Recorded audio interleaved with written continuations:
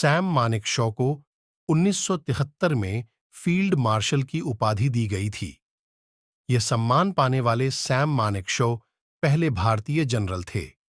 Sam Manekshaw के पिता नहीं चाहते थे कि उनका बेटा सेना में जाए। हालांकि नियति को कुछ और ही मंजूर था। उन्होंने हिंदू सभा कॉलेज से मेडिकल की पढ़ाई की, फिर पिता की इच्छा के खिलाफ जाकर साल 1932 में भारतीय सैन्य अकादमी में दाखिला ले लिया।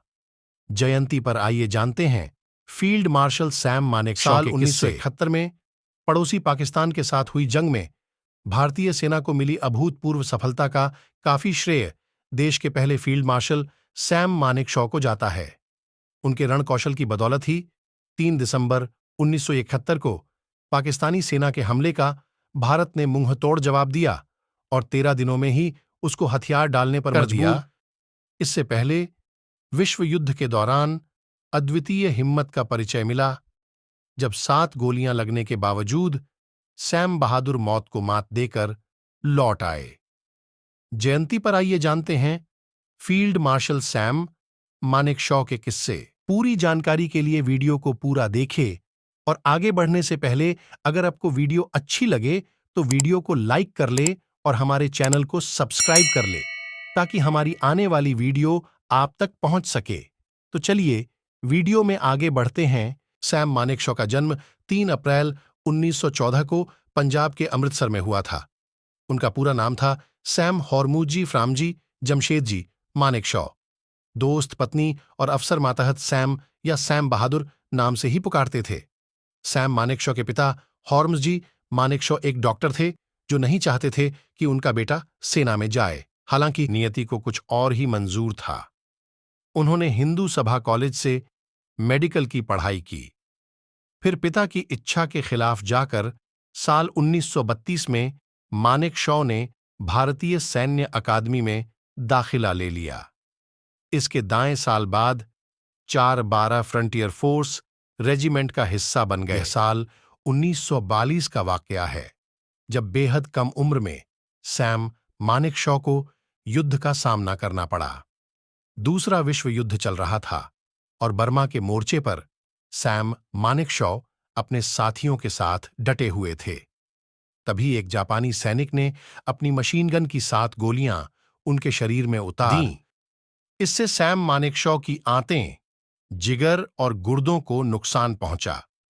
Major general retire VK Singh ने सैम मानेकशॉ की जीवनी लिखी है। एक इंटरव्यू के दौरान उन्होंने बताया था कि सैम मानेकशॉ के कमांडर मेजर जनरल कोवान ने गोलियां लगते ही अपना मिलिट्री क्रॉस उतारकर उनके सीने पर लगा दिया था, क्योंकि उम्मीद नहीं थी कि सैम मानेकशॉ बचेंगे। किसी भी मृत फौजी को मिलिट्री क्रॉस नहीं मिलता था, इसलिए उन्होंने ऐसा किया था। सैम मानेकशॉ के घायल होने के साथ ही कई और सैनिक घायल हुए थे। इस पर ऊपर से आदेश दिया गया कि सभी घायलों को छोड़कर बटालियन पीछे हट जाए। इस दौरान घायलों को वापस लाया जाता तो वापसी में बटालियन की कम हो जाती। इसके बावजूद सैम मानेकशॉ के अर्दली सूबेदार शेर सिंह नहीं माने और उन्हें अपने कंधे पर उठा लिया। डॉक्टरों के पास पहुंचने पर सैम मानेकशॉ की खराब हालत देखकर उनका इलाज करने में समय बर्बाद करने को वे तैयार नहीं हुए तो सूबेदार शेर सिंह ने अपनी राइफल तान दी। बोले कि जब हम अपने अधिकारियों को कंधे पर उठा लाए हैं तो वे हमारे सामने बिना इलाज नहीं मर सकते, इसलिए सैम मानेकशॉ का इलाज किया जाए, नहीं तो गोली चला दूंगा। डॉक्टर वैसे तो मन से तैयार नहीं थे, फिर भी सैम मानेकशॉ के शरीर से गोलियां निकाल दीं, साथ ही गोली के चपेट में आए उनकी आंत का हिस्सा काट दिया। इसके बाद चमत्कार हुआ और सैम मानेकशॉ बच गए। स्वस्थ होने पर उन्हें मांडले ले जाया गया। वहां से रंगून होते हुए भारत आए। 1946 तक वह लेफ्टिनेंट कर्नल बन चुके थे और सेना मुख्यालय दिल्ली में तैनात किए गए। 1962 में चीन के साथ हुए युद्ध के बाद की बात है। तत्कालीन प्रधानमंत्री पंडित जवाहरलाल नेहरू और रक्षा मंत्री यशवंतराव चव्हाण सीमा के दौरे पर थे। उनके साथ इंदिरा गांधी भी थीं।